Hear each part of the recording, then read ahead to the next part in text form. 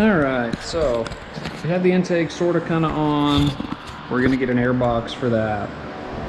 I put the radiator in just as kind of a test fit. So what we're gonna do is we're gonna bolt it in because this top hose is pretty stretched. I'm not really too concerned about it because it'll flow fine. Pretty cool, the stock CRF radiator hose just works. So we're gonna throw the bolts in there just to test fit it. Just wanna ensure that we're in good shape.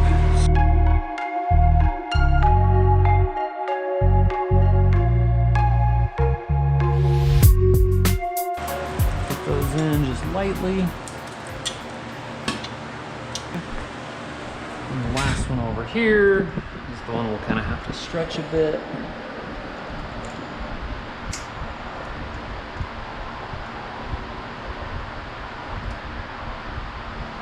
Okay. See that? It's a little tight, but that's okay. So what we're gonna do, kind of take and measure this. Cut it a little long.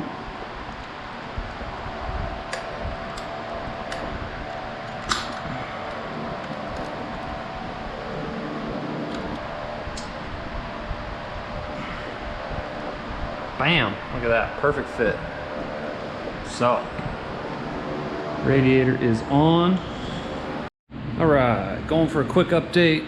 Status of the bike. Haven't filmed in a bit. Put my shoes on, slides, of course. So here's the LTR as current. So got the intake on. We're gonna build a little mount. What we're gonna do is we're gonna mount this little tab here. We're gonna put a nut up top and then angle it down so that it just holds it tight like that up against this hole, so we're not running an airbox. Got the electrical all mounted. The front electrical turned out really sweet. We just spray painted this with some high temp paint. Got everything on here. The Hampson racing thing turned out sweet.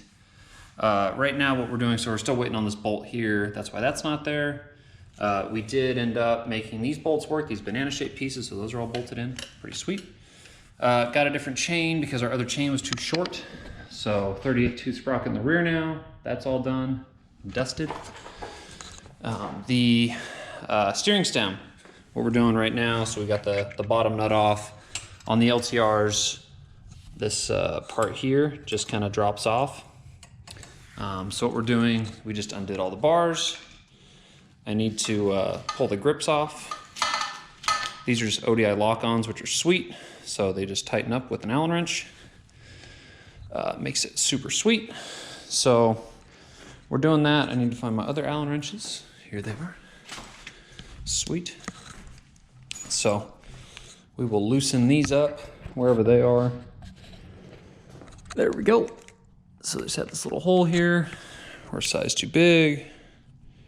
Go smaller. So loosen these right up. Just loosen it a little bit.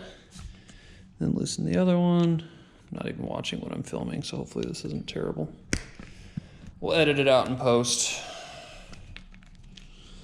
So there we go. Boom. Bada bing, bada boom. Again, those are ODI lock-ons. So now what we're gonna do is just yank the whole steering stem out. So comes out pretty clean. We're gonna keep this bushing because we're gonna use it on our Hauser steering stem that's coming. And then maybe we'll sell it. It's nothing wrong with it. It's got bar risers and everything. It's just something that we don't really want. The Hauser Racing one has an anti-vibe stem, and it also has the bigger 1 1/8 bars for our fast flex bars.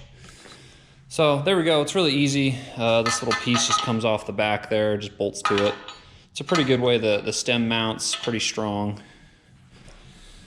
And then we just got our electrical wires waiting to all mount up. What I think I'm gonna do next is to run a precision steering stabilizer. You have to bend this mount down for the brake line.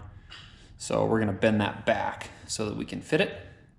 And then our radiator comes next Wednesday, our Mishimoto radiator. And then we're gonna do something with this fan hookup. So a couple more things to go, but we're really getting there.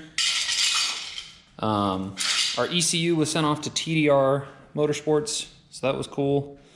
Got the paddles all mounted up. And yeah, it's, oh, that's why Walsh does that. They just take LTR steering flags and weld it onto the bottom of their steering stems. So on the Hondas, the steering stems are a bit different. It's part of the steering stem, so you can see this howser for LTR, allegedly. So they mount differently, although that's mounted pretty close together. These ones are spaced out. No, those are pretty close together too. No, they're really not. They're spaced out quite a bit. This one's pretty tight. So this has LTR spindles and everything on it, so need to grease that. Got the little grease circ there for our designs one. So yeah, we're gonna take this little thingy off. Yep, it just pulls apart. And then it's got this little thingy. Not really sure how to take, oh, it just slides out. There we go, easy enough. We can grease that up and this thing just pulls apart. So we'll have all this stuff ready for our Hauser steering stem. Comes Tuesday. So today's Sunday. I'm pretty excited about that. So we'll get going, but tank's all on. Electrical is sweet on this one. Really like it.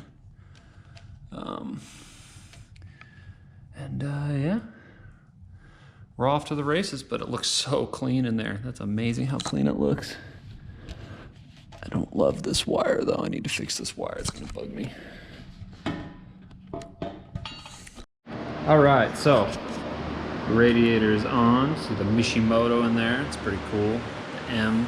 See how much thicker it is. Really gonna get some good cooling out of this, I think. We sprayed it down just to make sure it's all good. No little metal shavings in there. So we can go from there, but looks like quality piece, bolted right in. Radiator hoses lined up. These are just CRF hoses. So. Okay, so these are rubber bushed. So you can see it's got rubber mount with a little insert in there. So these keep that rubber mounted. And then you can see they top off. So they're kind of double coned and they press in. So pretty trick. And then you just bolt it through. There's these little spacers that go on the bottom. So they kind of keep all the moisture out of it. You can see the TRX has the same thing, and they bolt from the top down. So we're gonna go ahead and do that and put our mounts on. So top mounts, or bottom mounts first, excuse me. So here's our billet top mount. So it's gonna mount like that.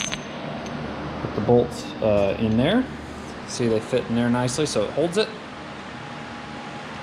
Drop that in there. Slide that little piece on, and then we'll put a little nut on there. So, little nuts here. Nice lock washers. So, drop that on.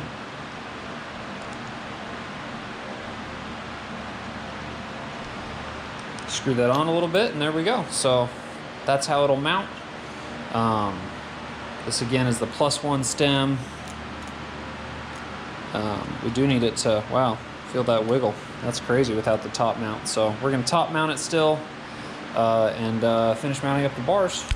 All right, so today it's time for one of our more expensive parts of the build, precision steering stabilizer. So this is gonna be really important for the overall steering, making sure that it's comfy,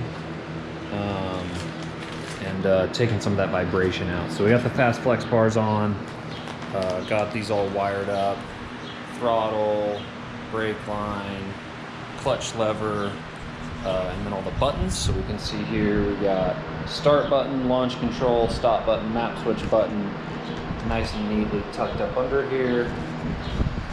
Looks really clean. Waiting on the battery box from Hampson Racing. That should be here this week.